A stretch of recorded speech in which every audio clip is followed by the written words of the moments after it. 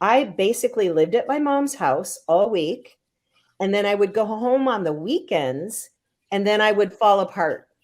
Mm. That's when I did all of the crying and the pity parties and feeling sorry for myself and asking all of those questions, like trying to be a victim. and, and I would apologize to my husband, and I would say, I'm sorry, I'm so preoccupied and my mind is not with you. Even when I'm with you, I'm not with you. And he Mhm. said, my mom's nickname was Rara because of her initials. And he said, she's my Rara too. And I want you to be with her. I'm so glad that you can be with her.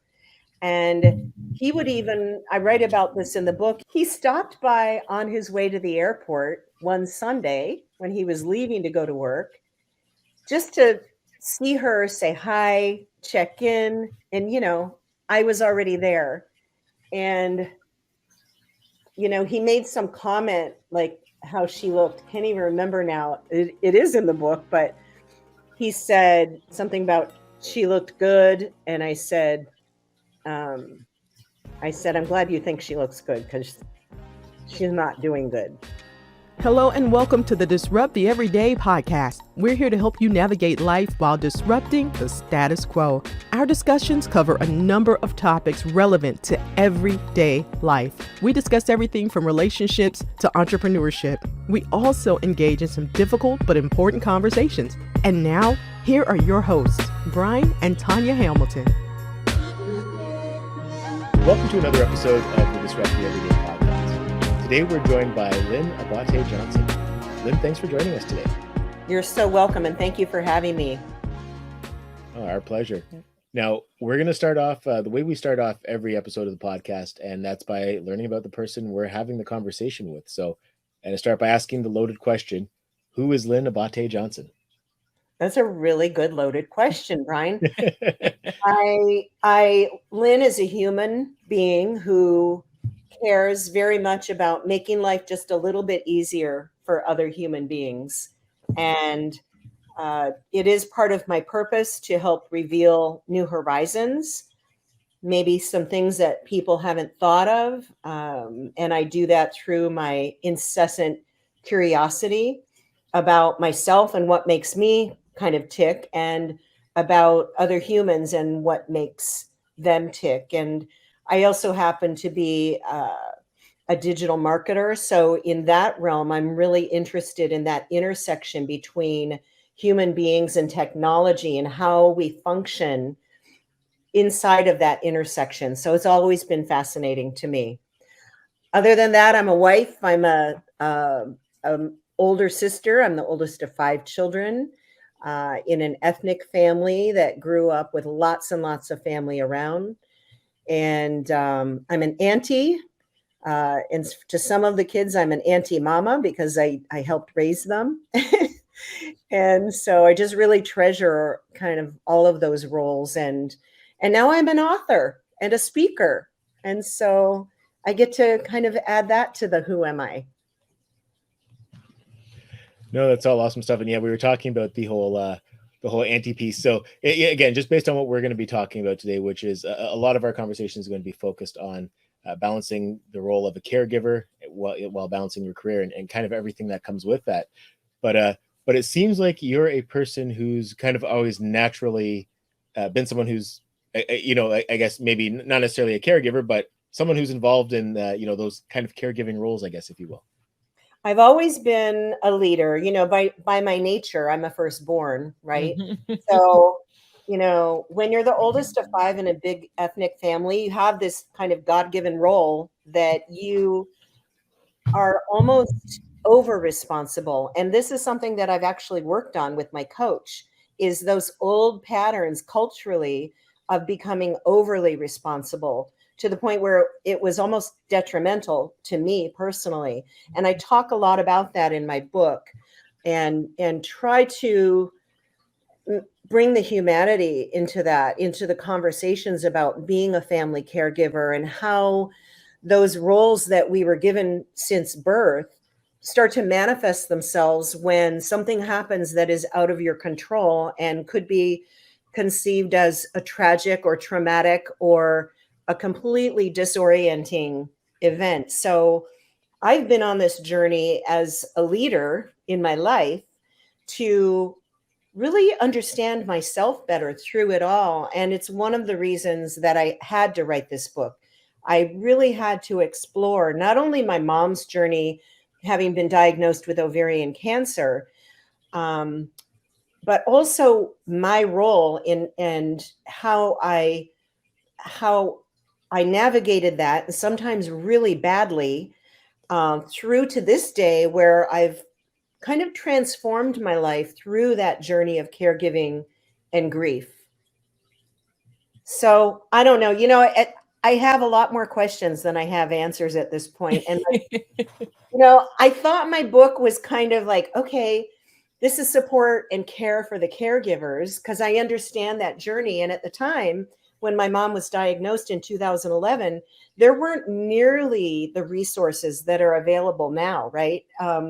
There's so much every day I'm learning about more because, I have a very big digital life and digital footprint. So I'm always getting served up more and more resources for family caregivers, which I love to share on all of my social channels. So the more the merrier to me. But in 2011, it wasn't necessarily the case. And I'm not sure if it wasn't the case or if I was just too head down in the trauma and the drama of what was unfolding in my own life that I didn't even notice what was available for me. So I've included so many different resources in the book to help other family caregivers, and they're on my website as well. And it's all for free. I'm not charging for anything. I really am committed to those. I'm a systems and structure person. So I really needed to create some structure around the daily logistics of care for my mom. And so all of those PDFs that are on my website, anybody's welcome to go in, grab something, copy it, make it their own. And that was the only way it was going to work for us as a family. And especially my mom, who is very pragmatic. She was my first teacher about business, and she was always an entrepreneur. And so whenever there was a challenge, what did we do? We got into production mode and we created systems and structures. And we didn't sit around and become victims about anything.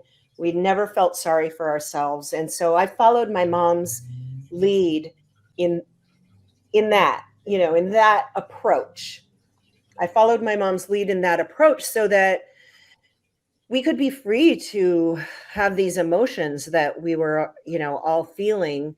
And I wanted to make it a little bit easier for us in the daily grind of all of the things that you have to deal with when someone is, diagnosed with cancer or anything really. I mean, it could be an all of a sudden accident where you become a caregiver. It could be Alzheimer's, dementia. They're all different, right? In by the very nature of the circumstance that happens. And yet there's a thread that is really similar for the family caregivers to have to navigate when you don't even know what you're doing.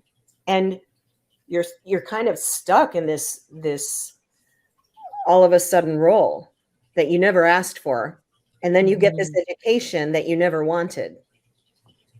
And then the emotions that come with all of that, right? Like it's just so much that comes on all at once. It's not just you get a diagnosis and now you've learned about it. It's like and life still has to happen, right? Like work, and if you're a parent, and just all that kind of stuff that you somehow have to figure out.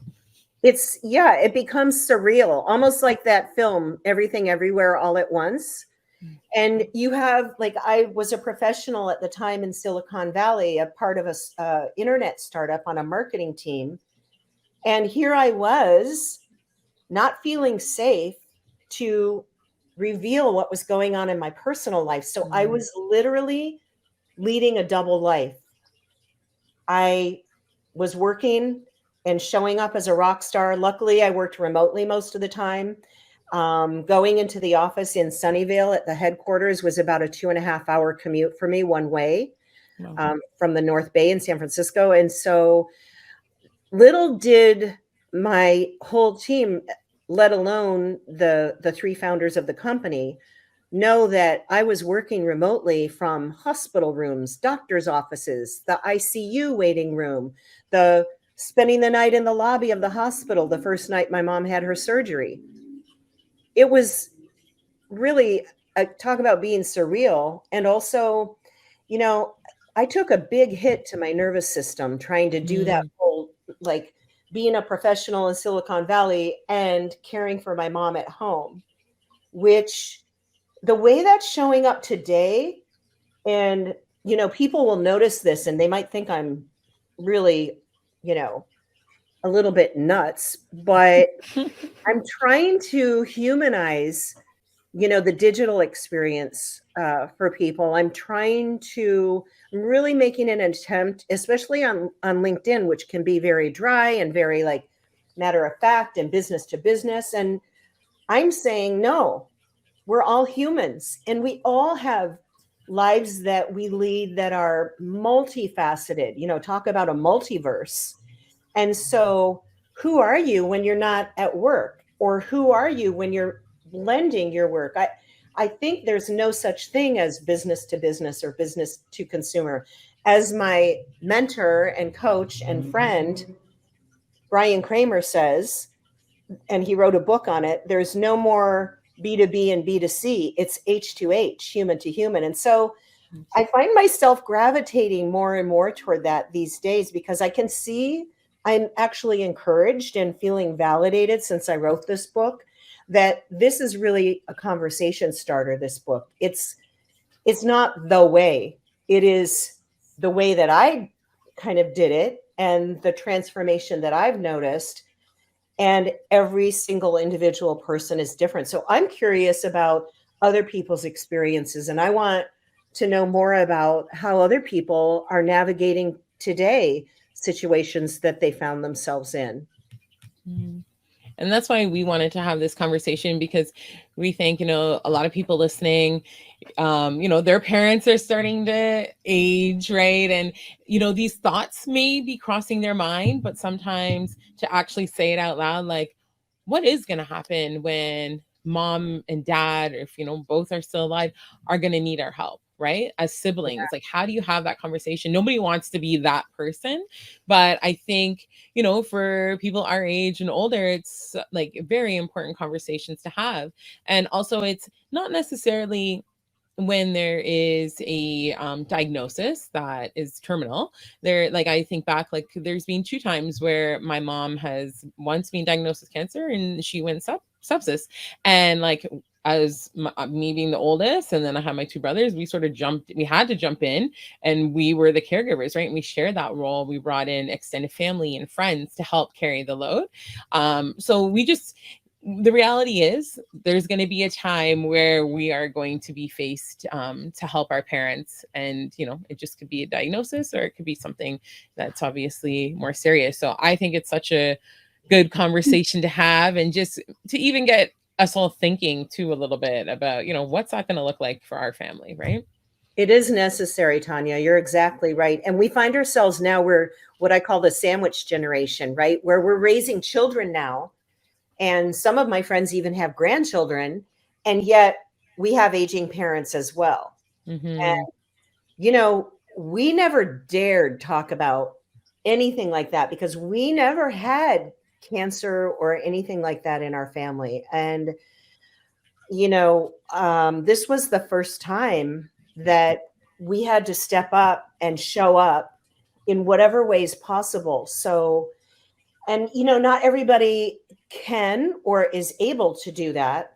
And especially in the way that I did it. I mean, my gosh, I've written a book about it. And so I don't imagine like anybody else, any of my siblings would be doing that. However, I had started to write this journal to communicate with everybody online. It was a software platform called caringbridge.org, which is wonderful, by the way. And I've seen a lot of people use it. It's a free site to use. It exists on donations, which many of our family and friends, we were in California, but we are from Michigan. And so my mom had retired out here And so many of the family members and friends wanted to know daily updates. And there was no way that was going to happen. We weren't going to be texting people. We weren't going to be Mhm. calling or be on the phone, especially during critical times when she had Sure. surgeries and complications and chemo and all of these different ups and downs. I mean, I always say it's fortunate that my mom outlasted the statistics. She went little over 6 years with a really gnarly, ovarian cancer diagnosis. And so we had all of those years to actually communicate with the family and friends through that online journal. So that's originally what I thought the book was going to be. I was going to publish that kind of like a diary. And I thought, oh, that'll be interesting for people to kind of see what we went through. And then through working with my coach, I realized it was a lot more than just what was happening with my mom on a daily basis and all of the technical stuff. It was a lot more about me and how I looked at it, how my perspectives changed, how my values changed, how I changed as a human being through that, caregiving and grief process. And that's my message now, is that you're going to be okay. When my mom first was diagnosed, and I talk about this in the book, I couldn't fathom life on this earth without my mom. And, I was her firstborn, and it's amazing to me that I made it. And not only did I make it, but I'm thriving, and I know that she would be proud of me today. And I'm thriving in some of the ways that she always wanted me to thrive, and I just didn't get it at the time. And so that's really a message of hope, encouragement. I hope people are inspired by my story so that they can also see themselves thriving through this journey that could otherwise just take people down. I know, there have been a handful of people, and men included, who have said, my hat's off to you. I don't think I could ever write a book about my experience caring for my mom and her death and the aftermath of that. And so, and these people are talking to me on LinkedIn about that kind of stuff. So I think, I always asked myself while I was writing this book, is it worth it? Because this is such a labor of love. And, and we all know, unless you're a celebrity, nobody's making money off of writing a book. It's a total labor of love. And so I would ask myself throughout this whole process of writing the book, is it worth it? Like, should I just keep doing this? Like, I was working 40, 50 hours a week and writing the book. Wow. If it weren't for my husband making healthy meals for us in the evening when I was going into my second and third shift of work, working on the book, we would not have been eating healthy. I would have reverted back to my old days of where I just was either not eating or binging on sugar and having a cookie for dinner or popcorn for dinner. Yeah. So now, as we get into this a little bit more and talk about some of the experiences that you had, I think it would be helpful. And if you're not comfortable with this, I'm totally fine. But would you be okay with telling us a bit about your mom, so we just have a little bit of insight as to her personality? I would love to talk about my mom. It's one of my favorite things. And I really, I write about this in the book, the significance of the hummingbird on my cover of the book. And after my mom died, the hummingbirds were coming around like crazy. So I took that as a sign, right, that she was very much still flitting around in my life. And so whenever a hummingbird shows up, I say, "Hi, Mom." And it's a cheerful thing. It's a happy reminder that, yes, she's still here in some way, shape, or form. My mom was very pragmatic and very matter of fact. And so when she got the diagnosis, she really exemplified what it is to be calm under fire. And my mom had a lot of what I would say were masculine qualities, where she just, dusted herself off, got back up and said, okay, like, here we are. And she made choices very quickly. She didn't take a lot of time to commiserate and hem and haw over things. She was the oldest girl in a family of 8. So her leadership journey really started when she was born. She was very strong. She was Chaldean, which is her father was immigrated here from Baghdad, Iraq.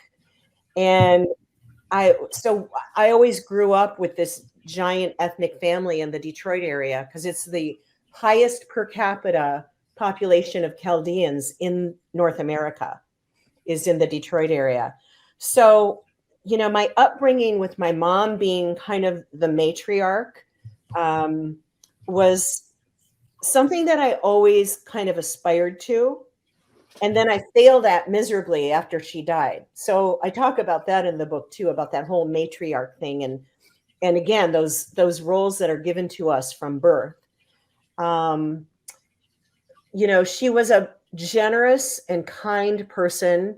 In fact, I also write about this in the book, because I was very emotional and very passionate and very kind of large and in charge, advocating for her, especially when she couldn't advocate for herself if she wasn't feeling well on a particular day, or when she couldn't even communicate because she was intubated in ICU. And so here I would come, also a very kind of large and in charge presence, which can be intimidating for people. And my mom would always say, Lynn, be nice. Lynn, be kind. And it was really important to her that even through that kind of strength and kind of, recovering control freak behavior that I was raised with, that I be kind. And my mom was, in fact, I just wrote a post about this today because it's National Doctors Day coming up. And so my mom was old school and she trusted anybody with an advanced degree. Just automatically. Anybody with an advanced degree. She was so respectful. Me, not so much. I would question everyone and everything. And, there are so many amazing people in the medical profession. I have a new respect for especially all of the frontline workers and especially what we've gone through as a result of the pandemic, especially as a result of the people who were right there taking care of us, the doctors, the nurses, all of the specialists through her surgeries, through her chemo, through ICU stints, just everything. I mean, I bow to them now in a healthy way, and still in a curious way and still questioning. I view my mom's example as something to aspire to in a way where it was really based on kindness and respect and deference, to the education and the experience that the healthcare professionals displayed. And even when, there was a question, I would ask the question and I would do it in a way that, there is something about this in the book where my sister and I went, to see a supervisor because we were frustrated and we were, we wanted to bring my mom's personality. She was in ICU. She was intubated. She could not speak. She could barely communicate. She was all swollen up. So she could barely even write on the little whiteboard that we had or the little notepad.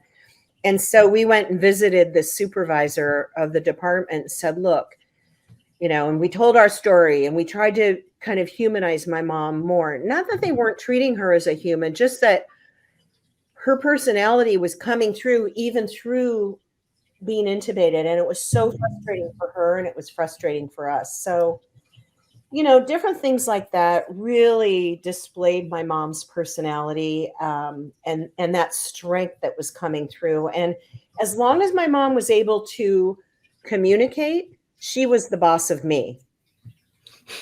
She was definitely large and in charge. And she wasn't really large. She was a tiny little petite woman. Like if you look at some of the pictures in my book, you can see I look like a giant next to my mom.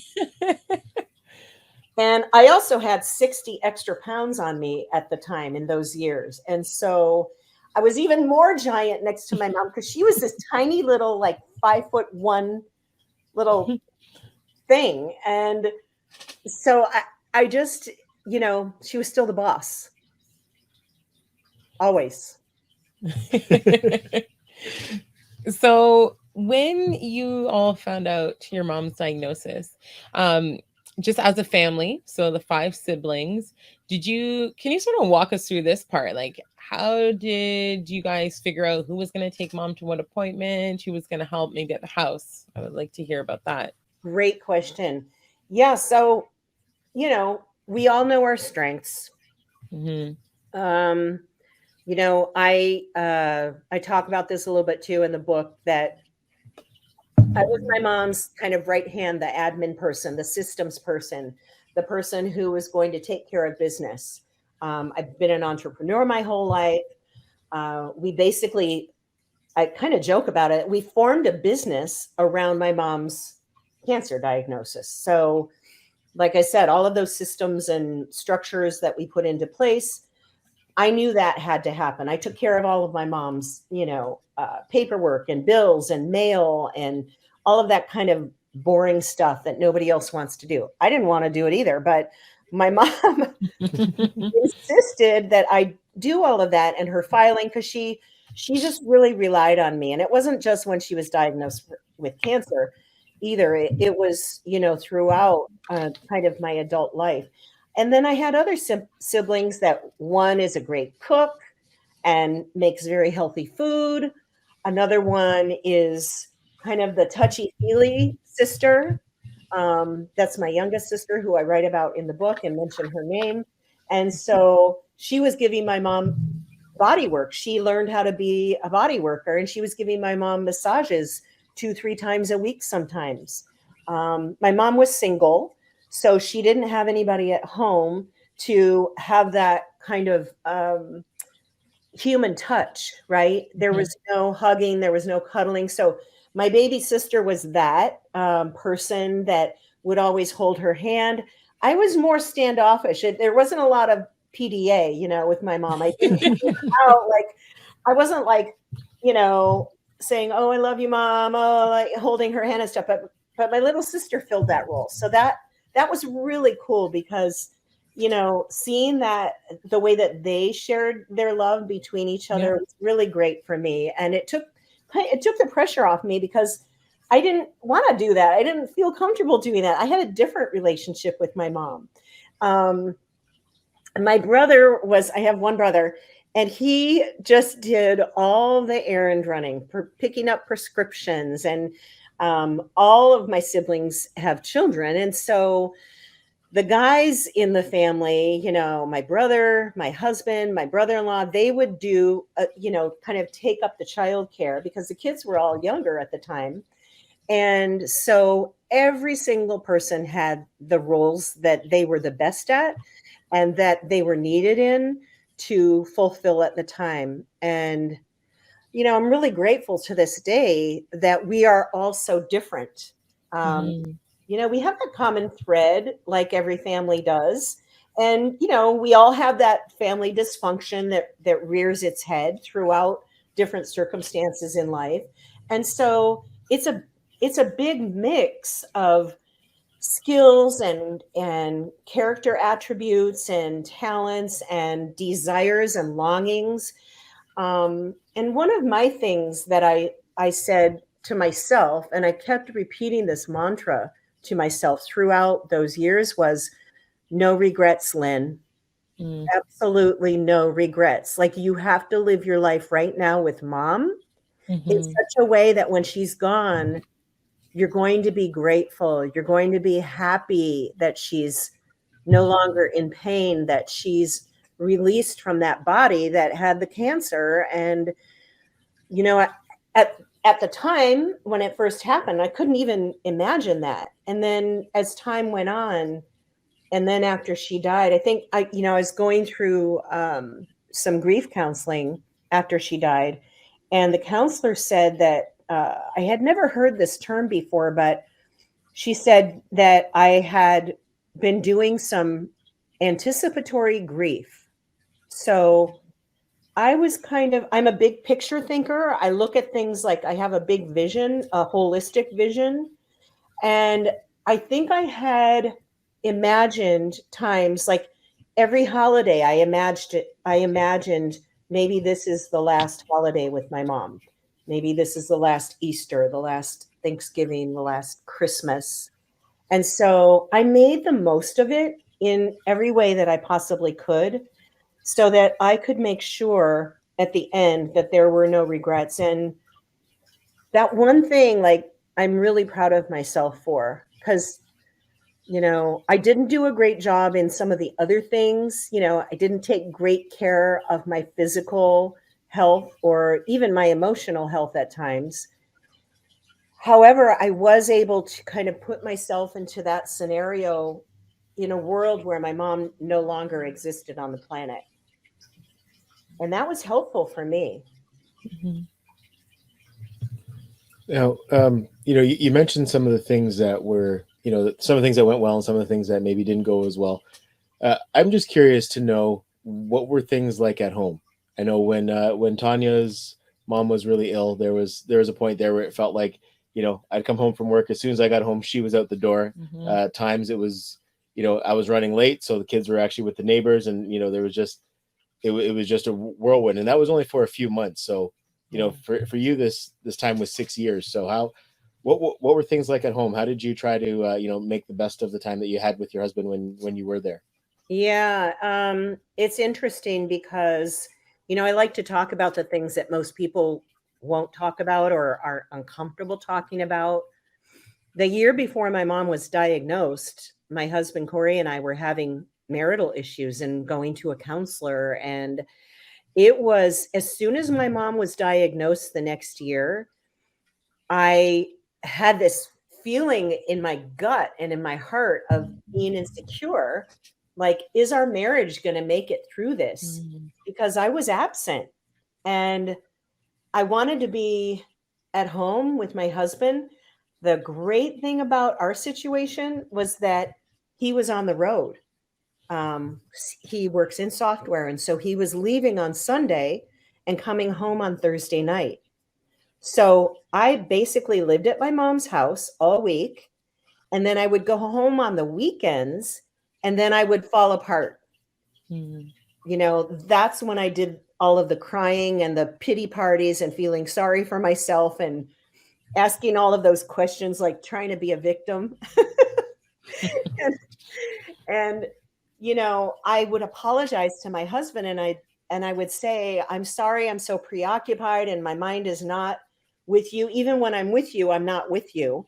And he Mhm. said, my mom's nickname was Rara because of her initials. And he said, she's my Rara too. And I want you to be with her. I'm so glad that you can be with her. And he stopped by on his way to the airport one Sunday when he was leaving to go to work, just to see her, say hi, check in. And, I was already there. And, he made some comment like how she looked. Can't even remember now. It is in the book, but he said something about she looked good. And um, I'm glad you think she looks good because she's not doing good. Mhm. He had a very special relationship with my mom. He was a lot more patient with her than I was. Of course, I think this is kind of a natural thing, right? Like, I'm a lot more patient with his mom too at times. And um, so it's been really interesting. Our relationship has just grown and grown and grown. Of course, now we're married 26 and a half years. And so neither one of us is going anywhere. It's too late. Like, we always say that to each other, like, we're stuck with each other now. And I really think that really rough year that we had in 2010 really taught us a lot about ourselves as individual, because that's how we we got to know who we are for the other person, from the other person's viewpoint, sitting and listening to that other person talk about us in front of a psychologist, right? And it was really eye-opening. And so I learned from that experience. And then going into the experience as a caregiver for my mom, I learned more about myself. How do I adapt? How do I adapt in certain situations of crisis and trauma and drama? And so that's why the book now, instead of being like a repeat of that journal that I wrote on the website for the family and friends to get their communication, it's a lot more of who I am as a person and how I transform. And it's all of those experiences, right, through our lives, and that are still unfolding today. I'm still that curious person and asking myself, you know, who am I in this moment, and how can I evolve from here? How can I, you know, move forward? How can I progress from here as a human being? And then also thinking like that was such a long period of time, because like Brian said, like for my mom, it was like months. It wasn't even a year both times, right? Or a little bit over. And in those moments, it's like you just keep going every day. It's like you realize, oh my goodness, I haven't slept properly. I haven't been eating. Oh my goodness, I'm gaining weight. Like your nervous system and all that. So you do 6 years. So I'm thinking like once you guys as siblings figured out who was going to take on which role, it seemed like you were the one who was taking on like that daily caregiving, right? And then you were still working that whole time. Was that the case? Yeah, I was still working the whole time. And, you know, luckily, you know, I had the help from my siblings. And also, like you mentioned before we got on, you have family and friends that come around and they come in and out. So we organized that. Part of the system that I organized was like a tracking chart. It was a tracking list of, you know, who was available. And after we kind of got the lay of the land, like, you know, we were all such control freaks that we would not let my mom go to chemo the first, you know, many times without us, because we had to figure out the lay of the land first. Yeah. And then once we were comfortable with what was happening with her and who was actually caring for her, like who the medical team was, we got to know them. They got to know us. They knew we were going to be there advocating. There was a rule that nobody ever stayed in the hospital by themselves. And so that was applicable to my mom. My heart goes out to all of those people during the pandemic that could not have loved ones in the hospital room with them 24/7. So, you know, what a rude awakening that was for so many people. And so, yeah, we were lucky because my mom was really loved. And that was another part of who she was as a human being in her community. She was always volunteering at the kids' school. Everybody at school knew Rara, and she was almost like their grandmother too. And so when it came time that Rara needed help, we got the help. We got all of the help that we needed. Really, I mean, there were some things that, you know, not just anybody could do, like all of the runs to the toilet, all of those potty runs and all of those private, kind of more private things. But, you know, it's funny about my mom being so pragmatic. Like she didn't even care after a while, like who was taking her to the bathroom, as long as she could go, you know. And it really became a matter of necessity. And also teaching people. I think that people to this day feel grateful that we included them in that journey. And, you know, that's the other message that I want to say to other family caregivers is, you know, to make sure that you ask for help. And, you know, because so many of us, and I think we were talking about this earlier, we can turn into martyrs where, you know, we're just doing it all. Nobody can do it as well as we can. And that's not the truth. Like, you know, yes, there's a certain amount of preparation. Yes, there's a certain amount of planning and organizing, which, you know, my mom and I are experts at. So if that if that's the piece that we need to put in place so that we can get extra help, we're going to do that. So asking for help is super important. I do remember, especially toward the end, when I was just so tired because I developed a horrible case of anxiety where I wasn't sleeping much, right? As you were saying earlier, because my brain was spinning and I was spinning emotionally all night and just could never like get a handle on that sleep. And I would say to my mom sometimes, like, because she would want me to, when she was feeling well, she'd be calling me up saying, let's go to lunch or let's go shopping. And I'm saying, Mom, I'm not retired. You are. I gotta go make up some hours. I gotta work. And as long as you're feeling good, I'm gonna work. And I would, take my laptop to her house and be sitting there working. She would, try and pull me away.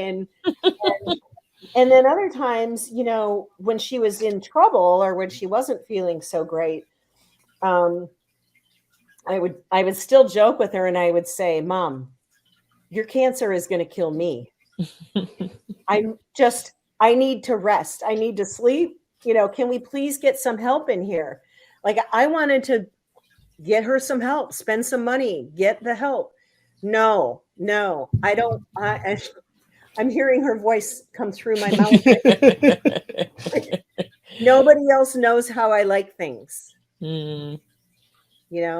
Like reheating her tea 20 times in a day because she could never have tea that was cold or even lukewarm. She had to have it burning hot.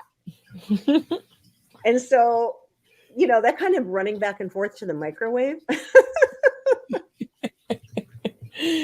Just ridiculous. Yeah, it definitely all the little things. It's funny how when you were talking about, even putting a schedule together, we did that, my brothers and I, and it was the same. One, people want to help. And if you're a parent, it almost goes back to that cycle of, especially when your children are young, right?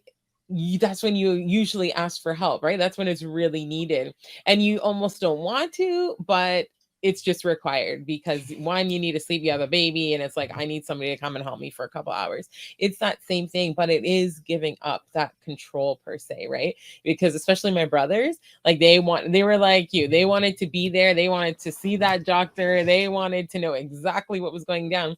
But then there were times where it was like, okay, somebody has something they got to do at work and they just can't be there. But I remember having conversations about like, okay, this friend would be good for like sitting at home with her and maybe like prepping some food, but not chemo. Like that friend maybe couldn't stomach it or is just going to chat the whole time and she needs to sleep when she's doing this. Or, so it was a lot of like sort of mapping things out, but yeah, it's needed.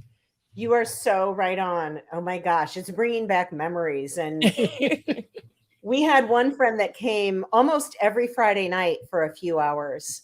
And this was back in the days before cannabis was legal here. And we were trying to get my mom stoned so she would eat. And so it was like, there was no way of measuring in her tiny little body, like what the dosage should be. And such, big experiments all the time, right? This one friend was like an expert and knew how to navigate that whole thing because we didn't know, but we knew that my mom was in pain. We knew that she wasn't eating. I mean, she wasted away to 79 pounds at one time just because the chemo was killing her the first year. And so we were desperate to find some natural ways of helping her find some, some footing, like just helping her find a way to get some food in her or, work up an appetite or sleep or, reduce some of that abdominal pain that she had. And I remember her chiropractor coming over the night we brought her home from the hospital from her first big surgery. And he literally will always be so grateful to him. He was like a family member. He came in her bedroom. He gave her a little adjustment because she had been in ICU for 10 days. She was in the hospital for 14 days that first year. And so, yes, you start to identify who can handle what tasks. Mm-hmm. And it's such a learning process. That whole first year, I was really trying to be aware and like listening for clues and signals. And at the same time, I was just so focused on myself. And that whole first year was about Lynn, like trying to figure out how I'm going to exist without my mom. And I did an okay job, that first year, although, I had that anxiety. I wasn't, and I was kind of relying on my sugar addiction to get me through each day. That was my way of comforting myself, right? With all of the sweets and the treats. And, it's natural. I mean, we're all going to have to figure that out for ourselves. And so my whole purpose is to reveal that there are other ways that you can do it. Mm-hmm. Now, the other thing too, I kind of wanted to talk about, because we keep making reference to the book, so I just want to highlight this right now. So let's talk about the book a bit. So again, we probably have some people who are listening to this conversation wondering, okay, what book? So let's talk about the book a little bit before we continue on. Oh, thanks. Yeah. The book is called Out of Love, A Daughter's Journey with Her Mom to the End. And the overarching theme is that it is care for the caregiver. It's a very easy read. It's also on audiobook in my own voice. So I recorded it on audio, and it's also available as an ebook. It's also available at any local bookstore, which is really important to me that people support local bookstores. So because of the way that I published it, any bookstore can order it, no problem. And the other thing that I'm also working on is getting it into libraries so that the cost of a book is no barrier to family caregivers. Eventually, I'd love to have it translated into other languages, especially Spanish, because I think that although culturally I've had a much different experience than other families, I think it's still important to get these messages out to other family caregivers, because I don't really know what's going to be relevant or valuable for the people out there who are reading or listening to the book. I only know my experience, and that there's hope for everybody. And so, and I talk about the inequities in our healthcare system, especially in North America and especially in the United States, that I'm really on a mission to do whatever I can. I don't have any answers. I only have questions about how we can make life easier for not only the family caregivers, but also for those people, those professionals, the healthcare professionals and the medical professionals that we're interfacing with. So the book is really the conversation starter, and each of the chapters is designed like this. The way that it's formatted is that it is, the first section is an excerpt from those journal entries that I was doing between 2011 and 2017. The next section of the chapter is my take on it and my perspective on it, looking back. So you know how they say hindsight is 2020. So this is what I learned. This is what was going on for me during those years. This is the value that I got from it. These are the lessons that I got from what was going on. So the journal entry is kind of the trigger for the transformational thought that comes after. And then after that is always like, I guess you could call it a call to action, or it's called an inquiry, a further inquiry. And so it asks the reader, what have you noticed in your caregiving journey? What are you experiencing in your caregiving journey? How can you tap into that recommendation about asking for help? Who do you have in your circle of friends and family that might step up and give you a hand or give you a break? And then after that further inquiry is always a quote that has influenced me in my life. It's usually, from a famous person. And it's a quote that has helped me through my life. And then I have photographs sprinkled throughout the book of me and my mom together, and some with just my mom. And they're not all beautiful photos either. I really wanted to depict the real, raw, what was going on at any time when my mom was feeling great and when she wasn't feeling great. And yeah, so I really love the format of the book because it has become that conversation starter. And I'm realizing since the book came out that there's so much more. There's such a bigger world of caregiving resources, as I started out saying at the beginning, than I ever thought. And so I'm really excited about like speaking to groups of, I have a friend that used to be an emergency room nurse, and she said, Lynn, you've got to be on stages and speaking, even at conferences, even online conferences about, what your journey was like for you and how you navigated and how the healthcare professionals and medical professionals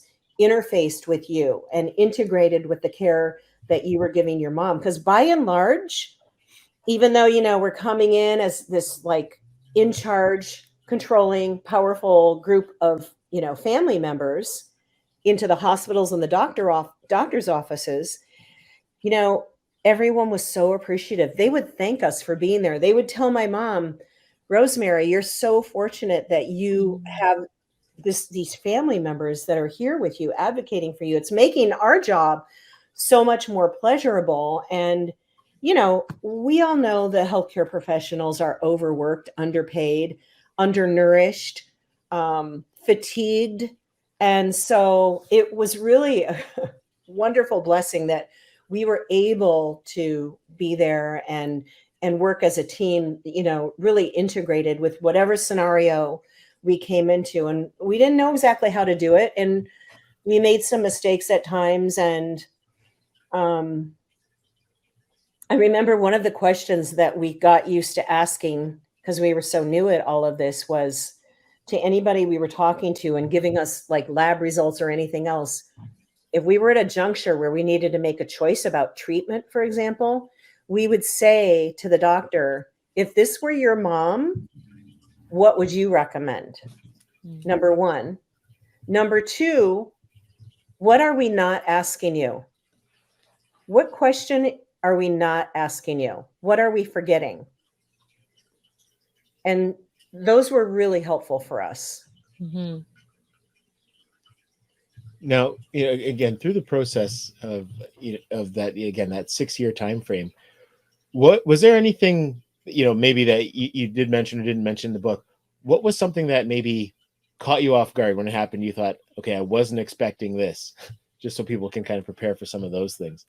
Yeah. Oh my gosh. We were not expecting for my mom to be intubated for 10 days. That blew our minds. And what I would say, and I hope that I'm going to be working with healthcare and medical professionals in some capacity going forward, kind of knowing what I know now and also knowing what I don't know, is that we were set up for kind of a false expectation of, oh yeah, we'll do the surgery and then she'll be in ICU for a few days and then she'll be released into a room and she'll recover, from her 54 sutures from her belly button up to her sternum. And then once we know that she is fine and, doesn't have any infections, she'll be going home. Well, 14 days later, Wow. we were going home finally. And so those 10 days in ICU were just excruciating. And it wasn't that it was the 10 days in ICU that was excruciating. It was that we were set up to think it was only going to be a few days. Mm-hmm. Mm-hmm. Human nature is that all of us have the capacity to deal with anything that we need to deal with if we know it's temporary. Right. Right. You were saying that earlier, Tanya, like if it's a few months or a few weeks or whatever, we all experience this as a collective, as human beings. When COVID first started, right? We thought, oh, it's a few weeks. Oh, it's a few months. Then it goes on for years. And now it's still kind of going on in ripple effects, and we're having repercussions. That is so damaging to our nervous systems as human beings. And so that was one of the things, Brian, that, that was a kick in the gut. And so I would say from now on, like, don't give me any timelines. Just say it takes what it takes. And, you know, the other thing, we were really lucky that we didn't have any diagnosis about how long my mom was going to last. You know, we didn't have the prognosis. In other words, we had the diagnosis. It was stage 3C ovarian cancer. Turned out she had the BRCA2 gene.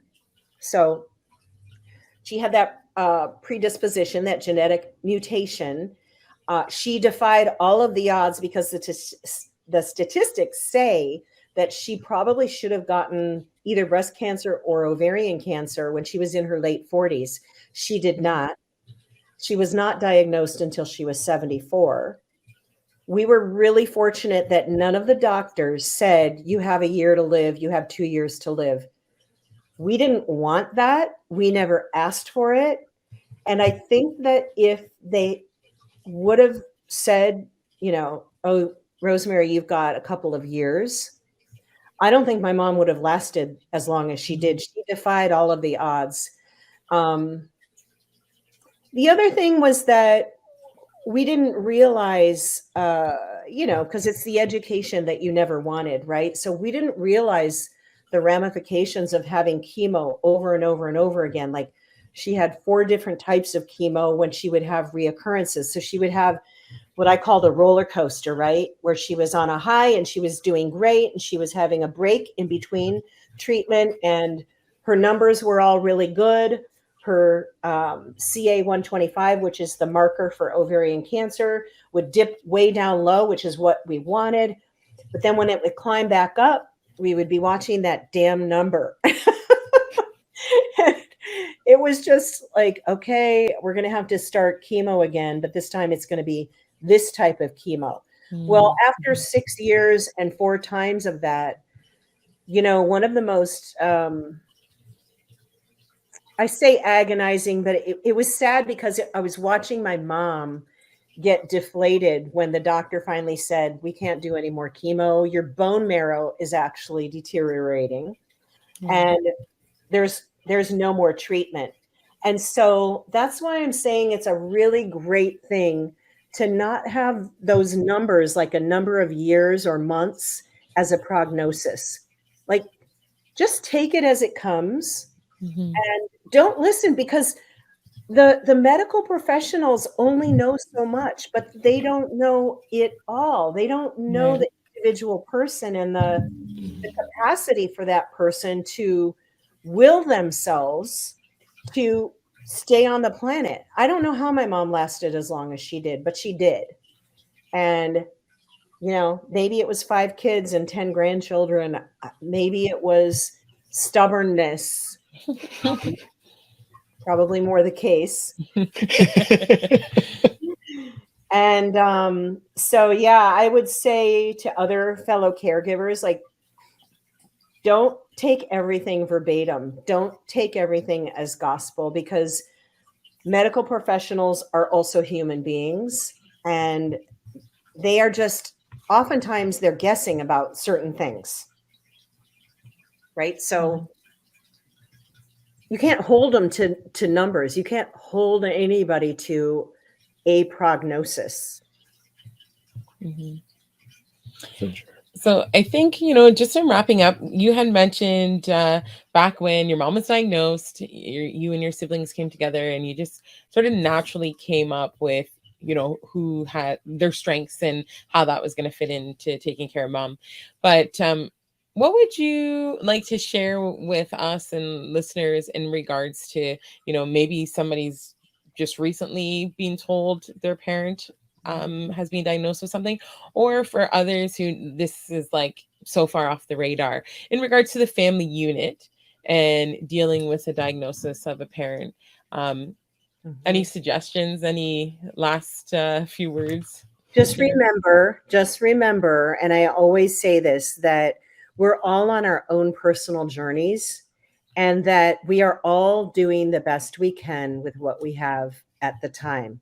So even though they are also related to us and they are also our siblings and that they are also dealing with this parent or another sibling or whoever the relative is that's in trouble, they can only handle it to the capacity that they have in this moment. And it's not forever. We're all kind of evolving, growing human beings. And so it doesn't mean if somebody can't be there or if somebody can't help or if somebody doesn't want to help, it doesn't make them a bad team player or a bad person. It just means that's what it is for this moment right now. So I would say, step back, be patient. I used to run teams of volunteers back in the days when the kids were in school and we were doing their fundraisers. And some of the parents at the school would come to me and say, yeah, I just don't have a lot to give. And, maybe they were not able financially. They had to work all the time to step up and volunteer. And I would say, look, you do what you can do or do nothing and just support us, like cheer us on from the sidelines.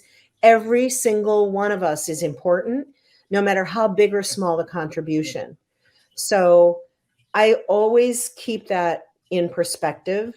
And I have friends who have had, siblings that couldn't or didn't want to participate. It was too painful or for whatever reason. Don't make it mean something that it's not. Don't make meaning out of something that really doesn't have a meaning in the whole scheme of life. And,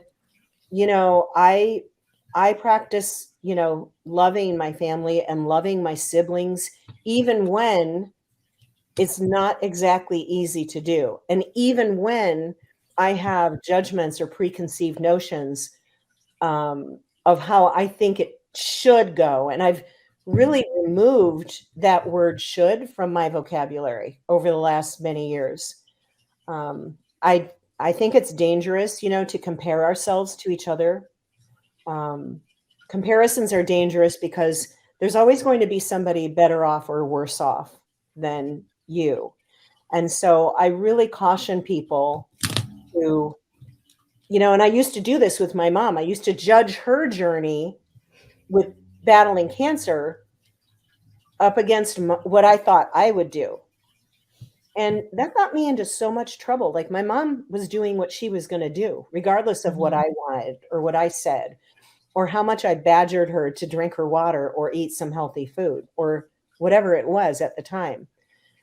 And so that's a really self-centered way of approaching it when you're trying to control the other person and their behavior. So it's kind of like that whole live and let live approach. It's not always easy. And again, it's worth it. It's worth it because relationships are important. Absolutely. Now, I want to kind of end on a positive note. I know over that 6-year period of time, there's so many things that happened, but is there anything that stands out as one of those really happy memories or, maybe even a gift in that situation? Because, you mentioned some of the positive things. You mentioned just your memories of heating up the tea 20 times a day, right? Yeah. So many gifts. It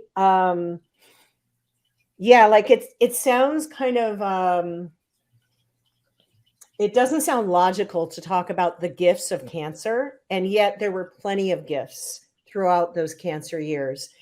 And I think that one of them was the reminder that we need to celebrate each other while we're still here on the planet together, and that life can be short. And we were very fortunate that we had those years. My husband's dad died all of a sudden of a massive heart attack at age 55. So Corey didn't have the opportunity to celebrate his dad for any, and say, I love you one last time. So I would say, if you're in that situation where you can do that, we celebrated my mom's 80th birthday It was such a beautiful experience, and it was exactly 5 weeks to the day before she died. And she got to hear what people would say at her funeral. She got to sit right there and listen to people on the microphone talk about the love and the generosity and the kindness that they had always experienced coming from her. And even though on that day she was feeling really rough and she barely made it, it was a surprise 80th birthday party. I just was watching her all night, and the look on her face, she was like sitting there like a queen receiving all of this love. So that was a really big benefit that we had, that we did have that time. She made it to her 80th birthday, and we were able to celebrate her in life and then also do it, after her death. And so to this day, I'm an advocate for having kind of, if somebody is terminally ill, to have the celebration of life before they die, while they can be there to hear all of those beautiful words and sentiments. I like that. Don't you think? I mean, Mhm. oh, it is just such a gift to be able to do that. And I try and live my life like that today, like no regrets, Lynn. Mhm. Live this day, stay in this moment, and appreciate every little thing. No, that brings up another point here. So I promise we won't keep you too much longer.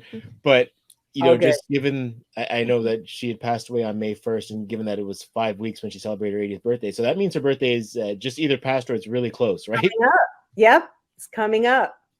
Yeah, and I've got some, social media posts that are going out on that day. It'll be March 27th, and I'm going to be doing a speaking engagement that week at the local bookstore that's carrying my book in Sonoma, where my mom lived and died.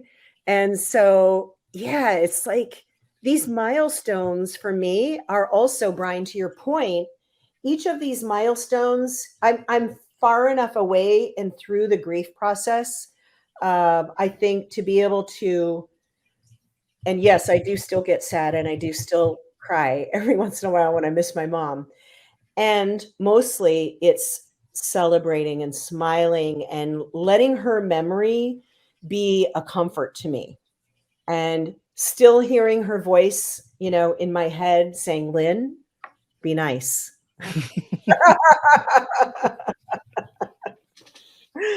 So yeah, her birthday's coming up. She would have been 86, and we'll be celebrating her, and it'll just be really, special. And I think every occasion is special, especially her favorite holidays.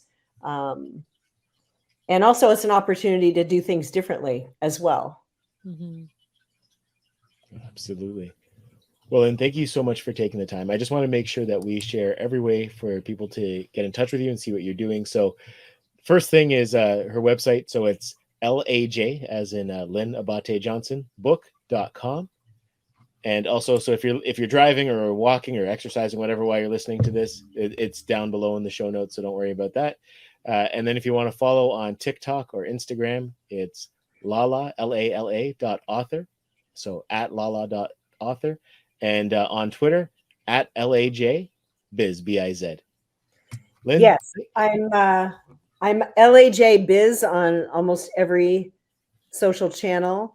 And if you'd like, I have a free chapter that we could put in your show notes.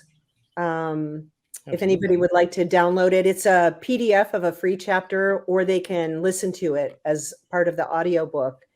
And so I'll make sure that you have that link too. Well, awesome. Thank you Thank very you. much.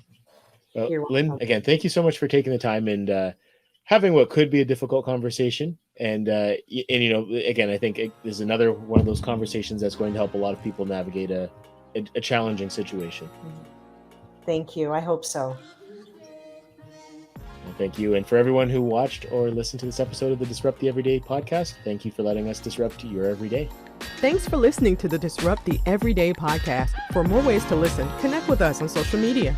To be a guest or to partner with us, check out our link tree at Disrupt the Everyday. Join us next time for more ways to disrupt the everyday.